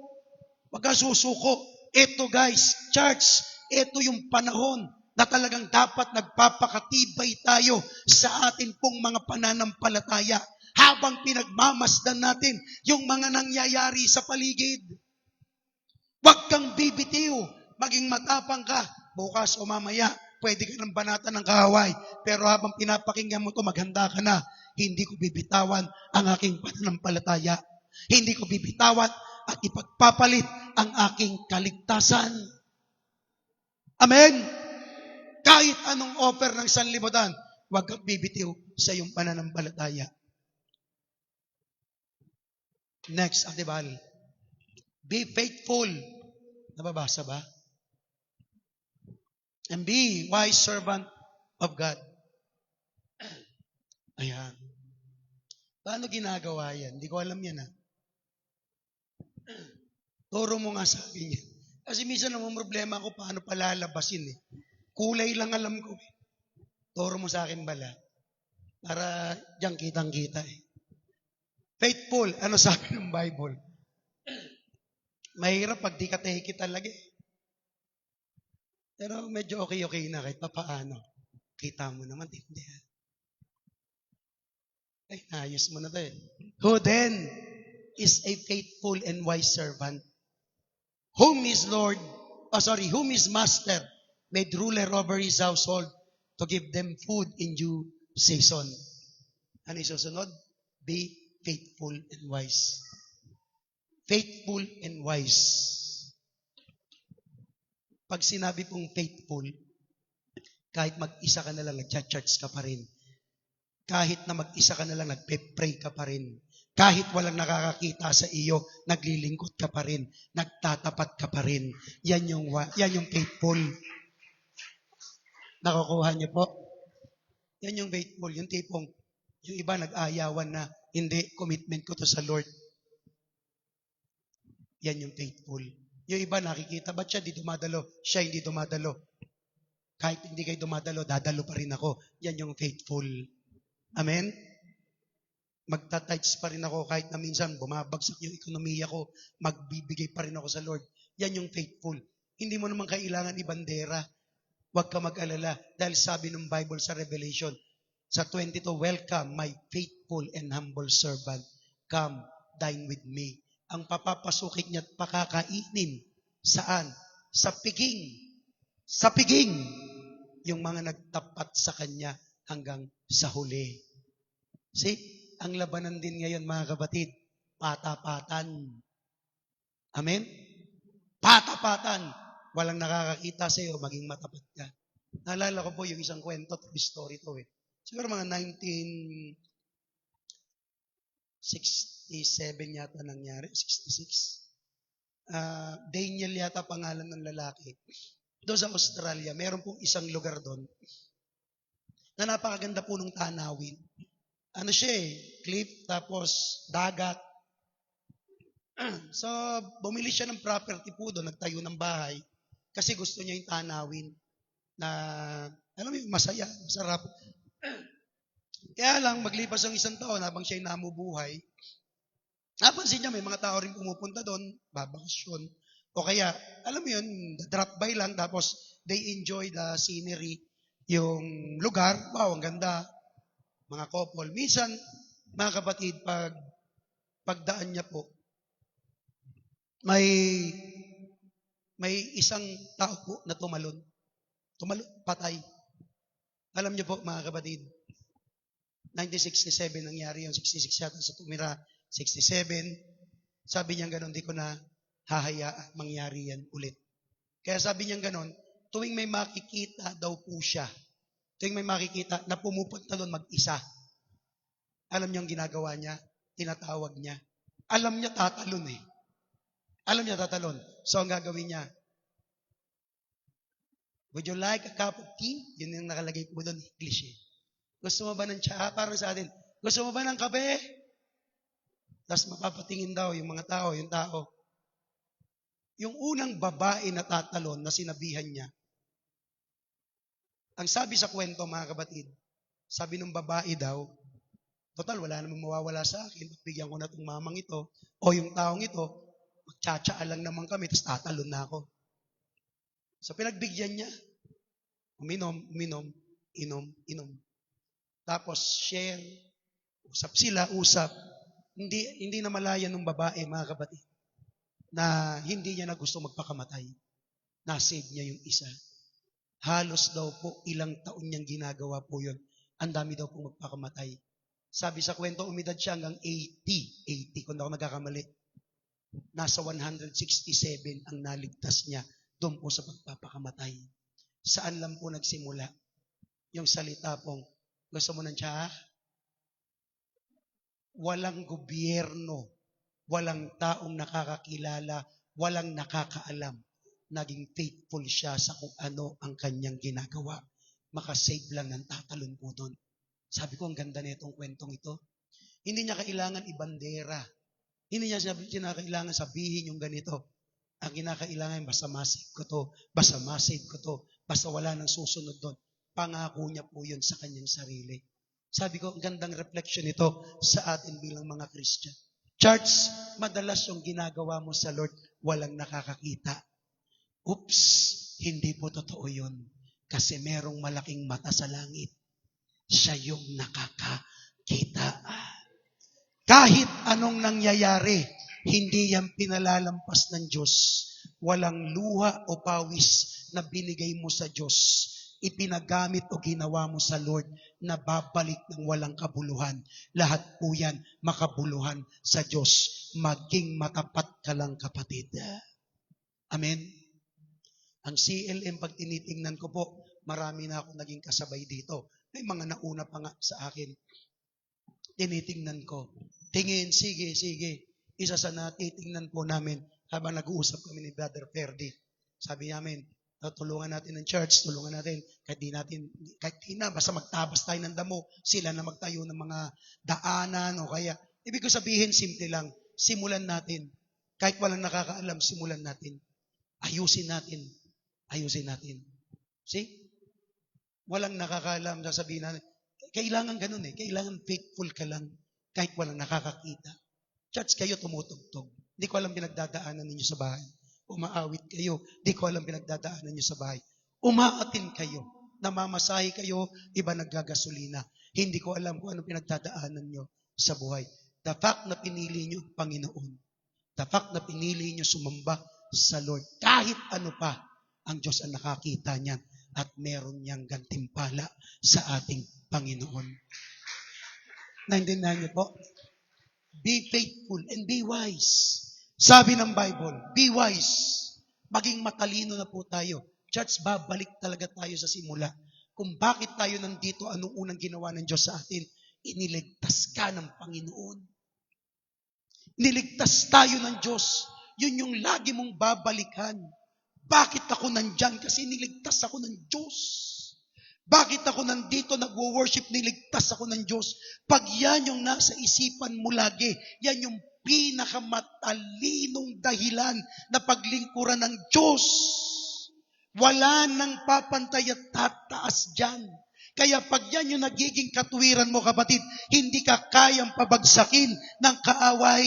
Hindi ka kayang lugmok ng kaaway. Be wise. Mahalaga ang pinakanatanggap natin sa Diyos. Yan yung pinakamahalaga. See? Minsan nakakalungkot, nagiging mangmang ang maraming mga Kristiyano sa last days. Sige nga, anong mapapala mo? Biblia na nagsabi, kung makamtan mo ang yaman ng buong sanlibutan ito, kung ang iyong kaluluwa naman itatapon saan? Sa dagat-dagatang apoy. Ang isang mayaman na napakarami niya ng mga ari-arian. Ano sabi niya? Gigibain ko tong aking barn na ito, tong kamalig kong ito. Bakit? Sa sobrang dami ng ari-arian ko, gigibain ko siya para makapaggawa ko ng bago at mas malaki para doon ko mailagak lahat. Ang taong ito, mga kapatid, walang ginawa sa buhay kundi magpayaman. Kinalimutan niya ang Diyos. Ano sabi ng Diyos sa kanya? Hangal, isa kang mangmang. See? Nakita niyo yung word ng Panginoon. Isa kang mangmang, isa kang hangal. See? Bakit? Ngayong gabi, kukunin ko ang kaluluwa mo. Sinong makikinabang ng lahat ng pinagpaguran mo? Wala. Imagine that. Ano yung pinakasimpleng kwento po dito? Pinakasimpleng aral po dito sa kwentong ito. Marami tayong mga hinahabol sa mundong ito. Marami tayong mga pinagpapagal sa mundong ito. Kapatid, baka mamaya yung kakahabol mo na magkaroon ng ganyan, magkaroon ng ganito, baka yan yung magpahamak sa iyo. Baka yan yung mag-alis sa iyo sa kaligtasan. Wag, maging matalino ka dapat. Mahalaga pa rin ang kaligtasan natin, lalo na nasa huling mga araw na tayo. See? Wag mong hayaan na kahit anong kapalit nito, mga kapatid, ay masira na lang ang kaligtasan. Yan ang pinakamahal. Minsan, maraming beses naririnig nyo, napaka-strict ko sa ganito. Ang church natin, hindi naman ganun kayaman. Binigyan tayo ng sapat ng Diyos. Meron tayong ari-arian, meron tayong lupa, meron tayong building. Wala naman po dito. Wala naman po dito tayo, mga kapatid, na winalanghiya. Lahat yan, mga kapatid, sa atin. Doon pa lang makita mo, pinagpala ka na eh. Doon pa lang makita mo na, ang Diyos may favor na sa atin eh. Maging wise ka na dapat. Kung ang Diyos kayang gawin to sa atin, kaya rin niyang gawin ng Diyos sa sarili mo kung uunahin mo siya. See? Huwag mong ipagpalit ang kaligtasan mo sa kahit. Minsan nakakalungkot. Ito mabigat. Minsan ang kaligtasan natin, tayo mismo nag-aalis sa ating mga sarili sa pamamagitan ng pagiging swail natin sa Kanya o hindi pagsunod sa mga utos niya. Huwag mo ipagpalit ang kaligtasan mo sa kasalanan. See? Mapapahamak ka dyan. Ano man yan, itigil mo yan, kapatid. Please. Nakukuha niyo po. Be faithful and be wise in these last days. Be faithful and be wise in these last days. Hindi na po ito biruan, mga kapatid. Ako, ang dami na natin narinig na pangangaral. Pero yung iba parang wala lang. Tandaan niyo, pag pupunta kayo sa church, tapos gaganyan, gaganon lang din. Wala yan.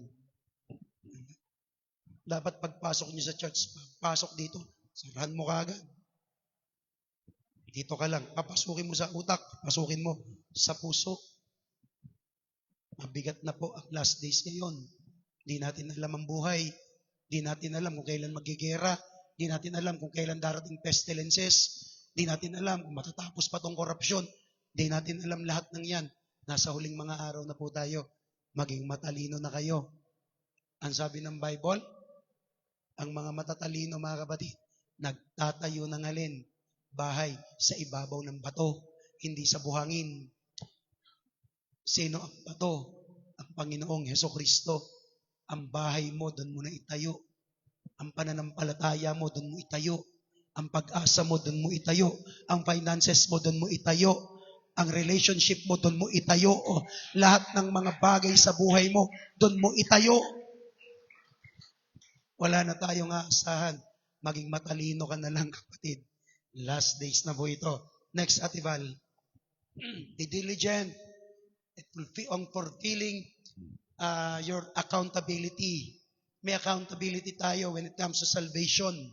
Ang salvation natin, although it is given by the Lord our God, but we are accountable with this salvation. So, sipagan natin, galingan natin, mga kapatid. Ayusin natin, be accountable as we fulfill, mga kapatid, yung mga pinagagawa sa atin ng Diyos. Ano sabi ng Bible? Therefore, blessed is the servant whom his master, when he comes, will find so doing. Will find so doing. Gumagawa hanggang sa last days. Church, one of the growth of our salvation is that the Lord Jesus Christ will find us doing in the ministry, doing in His kingdom, doing something or doing our ministry in the kingdom of God. Kasi pagbalik ng Lord, nakita niya ang faithful, nakita niya ang wise, gumagawa. Kahit na anong mangyari, magpatuloy kayong mag-church, magpatuloy kayong mag-pray, magpatuloy tayong mag-fasting, magpatuloy tayong magbasa ng salita ng Diyos. Gumawa tayo ng gumawa sa kaharian ng ating Panginoon. Pag ikay naging tamad na, pag tayo mga kapatid na wala na ng gana, yan ang nagsisimula yung pagbagsak po natin. Ang sabi ng Proverbs, mga kapatid, nakakahiya sa isang anak na sa panahon ng tag-ani, natutulog siya. Nakakahiya sa maraming Kristiyano. Ito yung panahon ng tag-ani, wala tayong ginagawa.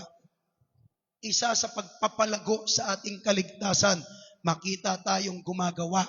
At yung paggawa natin sa kaligtasan natin, napakahalaga po nun. Ito sabi ni St. Paul, Therefore,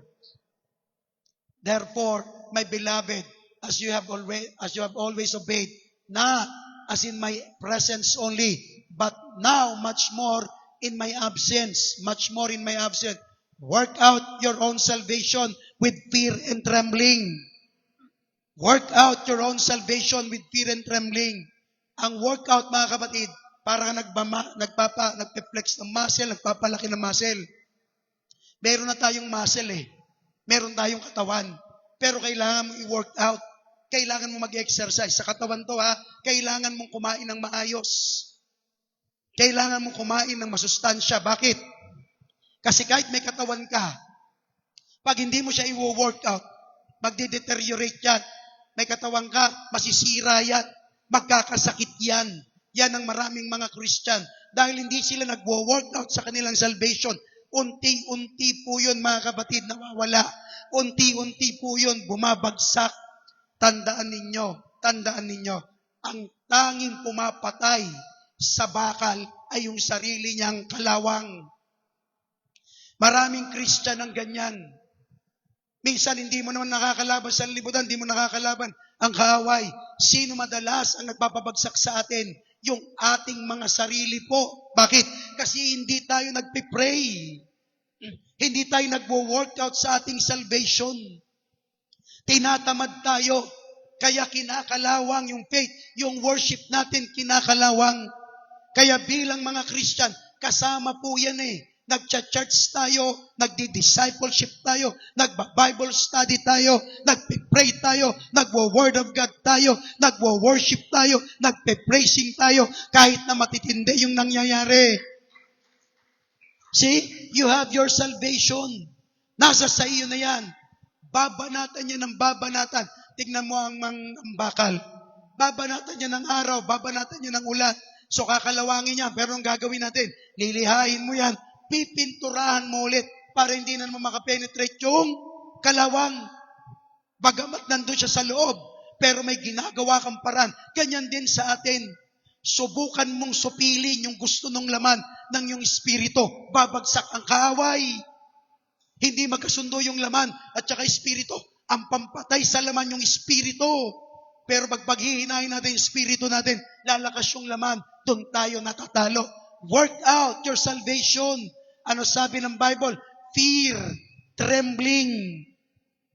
See? Fear and trembling. Bilang mga mananampalataya, Isa yan sa dapat nating tatandaan. Last days, tiyagain mo ang kaligtasan, palaguin mo ang kaligtasan, i-workout mo ang kaligtasan mo. See? Minsan tinatamad ka mag-pray ka pa rin kahit tinatamad ka. At least, makausad ka kahit isang akbay. Church, ganun din naman ako minsan eh. Nararanasan ko yan. Pagod ka sa trabaho, kaya pagod ka sa ganito. Pero I see to it, pag lumuhod ako, lahat pinagpe-pray ko. Bakit? Iniisip ko, lumuhod pa ako kung di ko rin pagpe-pray. May labanan. Pero once na nakapasok ka na sa gitna ng arena na yon, the arena of battle, the arena of prayer, makikita mo, yun na yung masarap. Habang nakikita mo isa mong kapatid, nangihina, pinagpipray mo siya. Nakikita na isa mong kapatid, nalulugmok, pinagpipray mo siya. Magugulat ka, yung pinagpipray mo lumalakas, ikaw din lumalakas. See? Kahit tinatamad ka, gawin mo pa rin. At least makausad ka. At least magawa mo. Hindi yung hihinto ka na lang. See? Maraming mga Christian, ayoko na. Nakita ka dito surat, nakita problema, nakita pagsubok, ayoko na. Yun yung ayaw ng Diyos. Makita mo man o maranasan mo man, matisod ka man, ang mahalaga, nandun ka pa rin. Sinusubukan mo pa rin. Magugulat ka isang araw, lalakas ka na. Titibay ka na. Kaya nga pag-workout, mahirap po yung unang buhat ng bakal. Nung tumigil ako sa workout, pag-workout ko, wala na.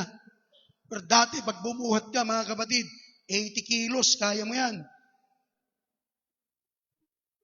80 kilos. 80 kilos ba? Ano mo lang, yata. Parang bigat nun, 80 pounds yata. Bubuhat mo. Dati saan ka lang? 30. Nagiging 50. O nakikita mo na. Hindi ko namang maging goal yung kasinlaki mga kapatid ni Hogan eh. Tama na ito, tama na yan. Ganun lang. At least magkaroon. Ngayon mga kapatid, lumaki na yung tiyan. Wala magagawa. Pero, pag tinigil mo, ayun na. Pero kung tinuloy-tuloy mo, tuloy-tuloy. Ganun din sa salvation. Tuloy lang, natamad ka. Magsimba ka pa rin. Yun ang pinakasusi. Tinatamad ako, pastor. Magsimba ka pa rin. Tinatamad nga ako eh. Yun nga solusyon eh. Yun nga solusyon. Tinatamad ka, hindi magsimba ka.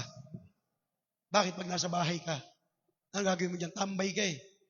Alam niyo ba yung tambay? Yan ang pinakamahirap na trabaho. Hindi ka pwedeng umabsent. Hindi ka pwedeng mag-leave. Kasi pag nag-leave ka o kaya umabsent ka, hindi ka natambay. May trabaho ka na. Kaya tambay, pinakamahirap yan eh. Anong point natin doon? Simple lang mga kapatid. Wala ka naman lulusutan, wala ka may mapupuntahan eh. Di itulak mo yung sarili ko. Sinabi yan ni Pablo, pag tinatamad ako, tinutulak ko yung sarili ko. I push myself. Mag-charge ka. Diba? Ganon dapat. Naintindihan nyo? Umaga, ang hirap bumangon. Mag-charge ako. Diba?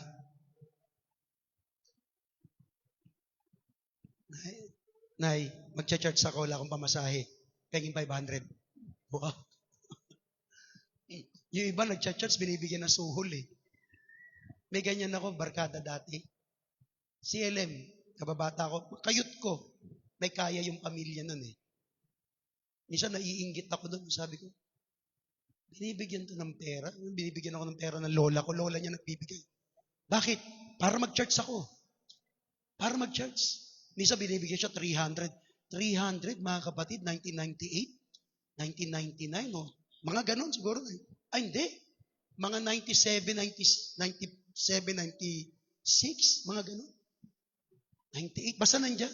300. Ang minimum nun, mga kapatid, 225 lang yata. Matindi to.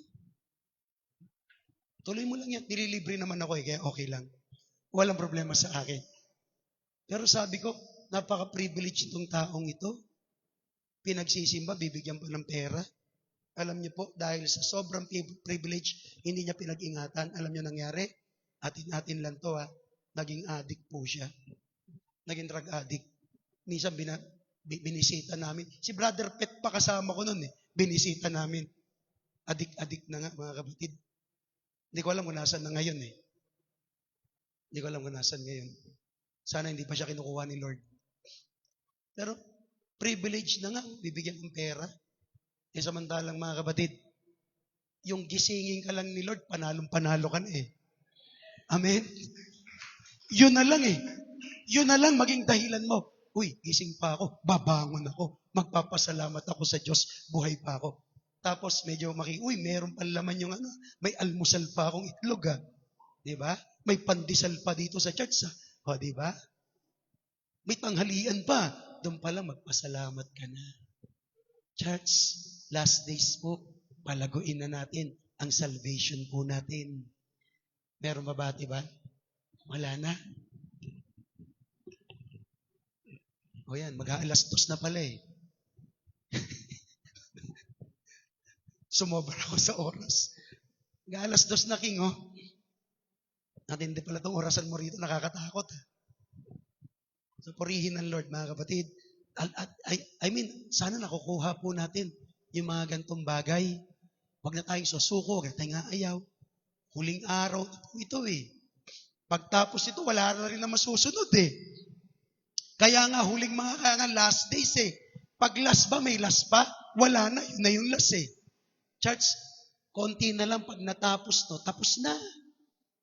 Ulitin ko ha, pag natapos tong mga pinagtitiisan mo, tapos na. Lahat puro ginawa na tayo. Amen? Lahat puro sarap na. Dapat yun na yung mindset natin, Lord, matatapos na po. Diba? Lord, matatapos na po. Lord, tapos na po. Tapos na yung preaching. So, purihin ng Lord, mga kapatid. I hope nagigets nyo yung ating pinag-aaralan. Tayo na po tayo.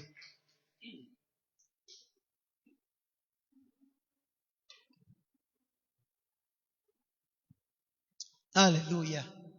Praise the Lord. Palakpakan po natin ng Lord, mga kapatid. I believe marami sa atin may bigat pinagdadaanan. But this preaching wants to encourage you by the Lord our God. Gusto ng Lord, mga kapatid, these last days. Alam ko maraming mga pagod. Yung iba nga, hindi ko alam ba't di bumabalik sa church. Kinakausap naman natin, nabibisita natin. But I don't know, mga kapatid. Sarap na kayo natin sa last days. Ang lamang talaga marami. Hindi siya ibang lawlessness siya about tinitin na kayo ng marami mga kapatid manihina. Last days ko talaga. Kaya kayo narito, lahat tayo narito mga bahay. Huwag po natin isuko ang kaligtasan. Ipaglaban po natin ang ating kaligtasan. Amen? Huwag ka magpapatalo dahil puyat ka lang. Huwag ka magpapatalo dahil sabi mo, wala ako, dahil pagod ako. Huwag ka magpapatalo. Huwag ka magpapatalo. Yung iba nga, pera lang, kaya maliit na halaga, pinaglalaban. Ikaw, walang presyo ang kaligtasan. Binigit tayo ng mamahal ng dugo ng Panginoon. Sana lang paglaban natin yung ginawa ng Lord. Ang Lord, pinaglaban niya tayo eh. Kahit ang daming malimos na sa Kanya, dahil isip niya ikaw. Pag ito hininto ko, kaya umayaw ako, kawawa ito. Hanggang sa nasaktan siya, hindi, para sa iyo rin yun. Hanggang sa nahirapan siya, hindi, para sa iyo rin yun. Hanggang sa dulo, pinako siya sa krus. Hanggang siya namatay. Kaya sinabi niya, it is done, it is finished. Alam mo, salita niya, mga kapatid. It is finished. Tinapos niya hanggang sa huli. Kaya ikaw din, ang message sa iyo, tapusin mo naman. Ipaglaban mo naman ang ginawa ng Diyos para sa iyo. Huwag mo naman isuko basta-basta ang binigay sa iyo ng ating Panginoon. You have to be encouraged serving the Lord. Our God, masarap naman maglingkod sa Diyos eh. Amen? Masarap. Bakit? Kasi kung hindi ko maglilingkod sa Diyos, saan maglilingkod? Sa kaaway, alam niyo ba sa kaaway? Pahirap sa kaaway. Wala kang paglulugaran sa kaaway. Lugmo ka na, binabagsak ka pa. Sinisipa ka pa. Sa Diyos, pag tayo nagkakamali, nililing tayo ng Lord. Tinutulungan tayo ng Lord. Kapag nalulunod tayo, bumabagsak tayo, nandiyan lagi ang kamay ng Diyos sa pagmamit ng Diyos na ganyan. See? Mahal tayo ng Diyos, mga kapatid. Mahal tayo ng Panginoon. Kaya ito, mga pananalig ko, mga kapatid, time will come. Time will come, pag nag-rapture, maaalala ito ng mga iwan. Sana rin natin marinig. Sana hindi mo. Sana. O di makakit mo sa langit, sabi mo, sana mo, Panginoon, pinupuri mo kita. Sinasamba mo kita. Salamat na karating ako dito. Salamat na kapag-finish na ako. See? Tuloy na naman yung makalayan natin. Kahit ang bigat o anong nangyayari, manatili tayo. Palaguin ang ating mga kaligtasan sa ating Panginoon. Diyos na makapangyarihan sa lahat. Lumalapit po kami nagpapukumbabag sa iyo. At umaamin po kami ng wala po kami ng gawa. Wala po kami. Salamat po sa iyo sa salita. Salamat sa hamon. Salamat ng Diyos sa mga biyaya. Thank you, dear God, once again. You prove your love to us. Not just that you died on the cross of Calvary, promise that the forgiveness of our sins, but also, Lord, you prepare a place for us. Said in chapter 15, in the book of John, I will go and prepare a place for you. You yourself, Lord, is the one prepared for us. Kaya, Lord, not just that you provided a forgiveness for our sins, but especially, Lord, salvation for our souls. Kaligtasan sa aming mga kaluluwa. Kaya nagpapasalamat po kami sa iyo, Diyos. Truly, dito, God, you are great, you are good. Salamat, pinumuli. I pray, Lord, your church here, crying, praying. I pray this individual, Lord. I pray these people, I pray your children. I pray, my brother, Lord, in Jesus' name, strengthen their faith, O God. Pagtibahin niyo po kami, Lord, sa ulang mga araw. Tinula mo na, Lord, po. Sinabi mo na ito, Panginoon, sa ulang mga araw, digmaan, gutom, lindol, kawalan ng batas o lawlessness, panglaganap ng masama, o Panginoon, nangyayari ng ito sa aming paligid. Ang mga salot, Panginoon, nangyayari na sa aming mga paligid. Pero salamat, Lord, dahil sinabi mo sa Lucas chapter 21, pag nakikita natin ng mga bagay, tumingala lang kami, Lord. Ito, tingala ito, Panginoon. Tingala ang tukas ng turma, dahil sinabi mo malapit na namin pagtutubos. Ang pantaw namin ngayon, Panginoon, sa mga nangyayari ngayon naman. O Diyos, ang makapangyarihan, ay napakaganda ng oportunidad at pag-asa na hindi ka, Panginoon, nagmamaling sa iyong mga pangako. Hindi ka nagsinungaling, Panginoon, at nagsisinungaling. Totoo ka sa iyong mga sinasabi. Natutuparin niyo po yung Panginoon. Magaya ang Diyos na nangyayari na sa aming paligid. Ang dalangin ko lang, O Diyos, pagtibahin niyo po kami. At sa mga narito, Panginoon, maging pabayaan namin mapaklas. Pakos, Panginoon, protection niyo po kami. Namin maral na dugo, namin presensya, namin Santo Espiritu, Panginoon. Cover this by your blood, by your Holy Spirit, by your Holy Ghost, Lord. This church, O God, I pray in Jesus' name. Our family, Lord, we pray for our families. Iligtas mo sila, Panginoon. Gamitin niyo po kami sa kanila through Bible studies, through invitation, prayers, O God. Abutin mo, Lord, mga mahal namin sa buhay. Mahirap, Panginoon, at iwan sa sanlibutan ito. Kaya, Panginoon, talangin namin mga mahal namin sa buhay. Mahal mo po sila, O Diyos. Iligtas mo po sila, Panginoon. Maraming salamat po sa iyo. Hallelujah. Hallelujah. Oh God, come on, church, pray, pray. Ipag-pray mo katabi mo, ipag-pray mo kapatid mo, ipag-pray mo sarili mo, ipag-pray mo mahal mo sa buhay. Hallelujah. Hallelujah.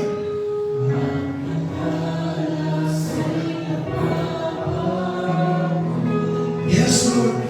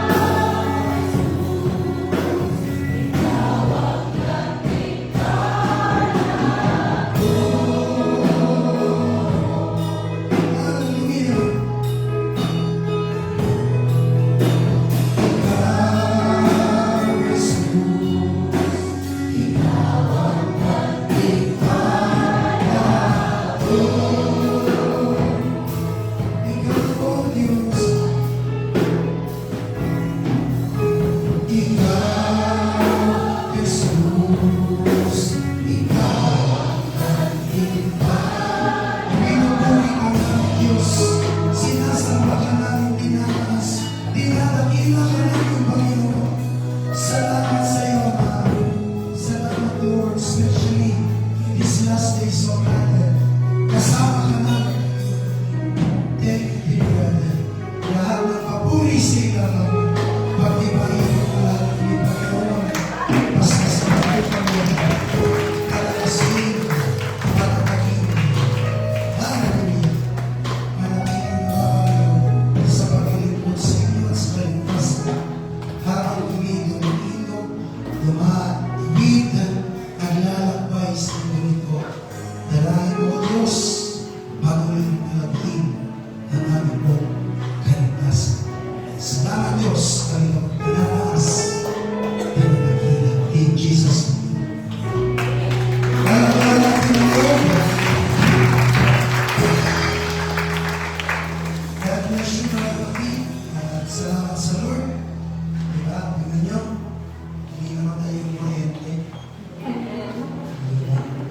So, kung muna tayo, panandalian.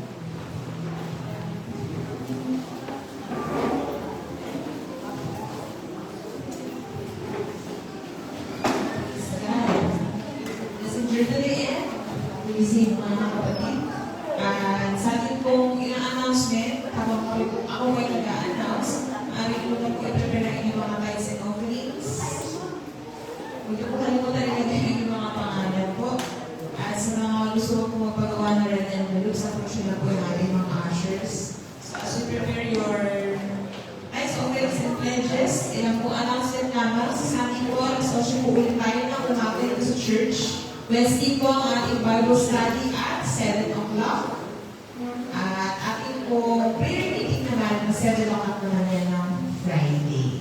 Mamaya po wala po ulit kasi ang discipleship session natin kasi po nakaseparate tayo. Pero resume tayo sa main 1 at yun po yung aking magiging first Sunday ng May, yun po yung ating magiging chapter Test for Life of Christ, chapter 2, verses 1. Para naman po, lagi po natin itong i-announce, hanggang natin po ang youth camp. So para sa lahat ng kabataan, meron po kayong gagawin youth camp. This is a 2-day camp for the young people. 1,000 pesos po ang fee dyan. So 2 days and 1 night. Ang first day po ay gagawin po sa Paradise Resort, dyan sa Bulacan area.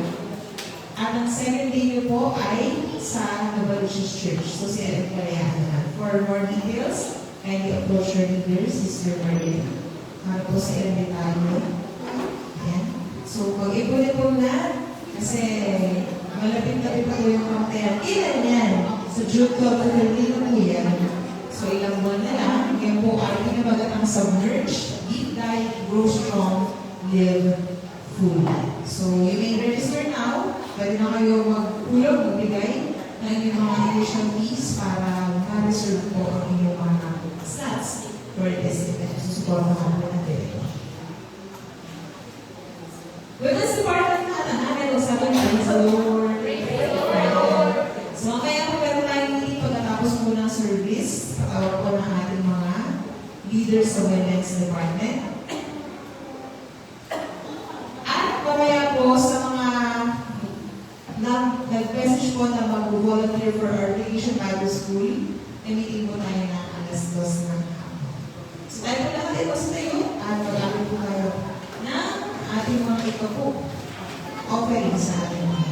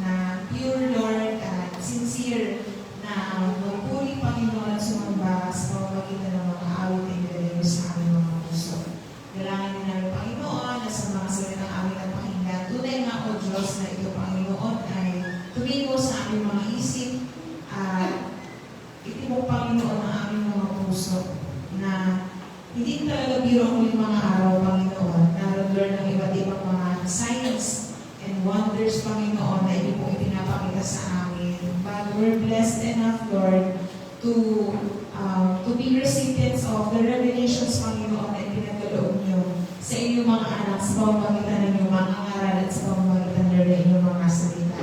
Dalangin namin na ang mga signs na ito, Panginoon, hindi namin paliwalain. Talagang makita namin na kami magbantay, kami, Panginoon, ay manalangin, magtsaga, Panginoon, bumawag, nananatili, Lord, at nalalaganan sa inyong pong gawain. At sa lahat, Panginoon, tulungan niyo po kami mag-pray palalo, tulungan niyo rin kami mag-ministry palalo, at tulungan niyo kami, Panginoon, na sumuporta po sa inyong gawain, sa ikalalaganan ng mga salita mo, Panginoon, ng kaligtasan na inyong pong ino-offer sa buong sa libutan, Panginoon.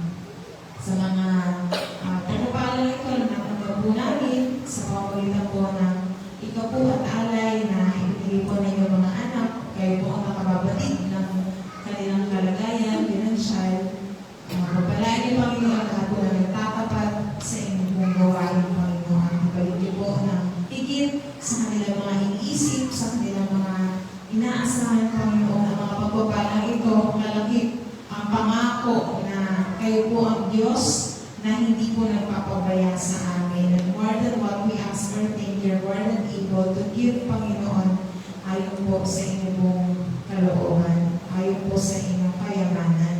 Kaya, Panginoon, dinadalangin din namin sa loob ng darating pang isang linggo ang mga salita, Panginoon, ng pagpapatibay, pagtuturo, pagpapaalala sa amin. Dalangin po namin na maalala namin ito, Panginoon. At hindi lang doon kami talagang kumain ng araw ng Sunday, Lord, kundi sa mga ibang paggawain na yung iglesia ay makasuporta kami, makadalo kami, Panginoon, sapagkat tunay nga na maganda ang lahat ng iyong nais para sa amin, Panginoon. Salamat sa gawain ito sa araw na ito at sa aming pag-uwi. Dalangin po namin ang lubos na pag-iingat ninyo sa bawat isa sa amin. Lahat po ng aming mga gagawin, lahat po ng aming mga plano, lahat, Panginoon, ng aming po mga iisipin at ipaglilingkod sa inyo sa buong isang linggo. We pray, Lord, na kayo po ang siyang maging sentro at kayo po ang liwanag niyo po, Panginoon, ang siyang makita sa lahat po ng aming gawa. Kami magtatagumpay sa buong isang linggo ito dahil pinagtagumpay kami ng Diyos ng manlagumpay. Pinupuri ka namin, Panginoon, sinasamba sa kabuuan ng gawain ito. Ang lahat ito dinadalangin po namin sa pangalan ng aming Panginoong Hesus.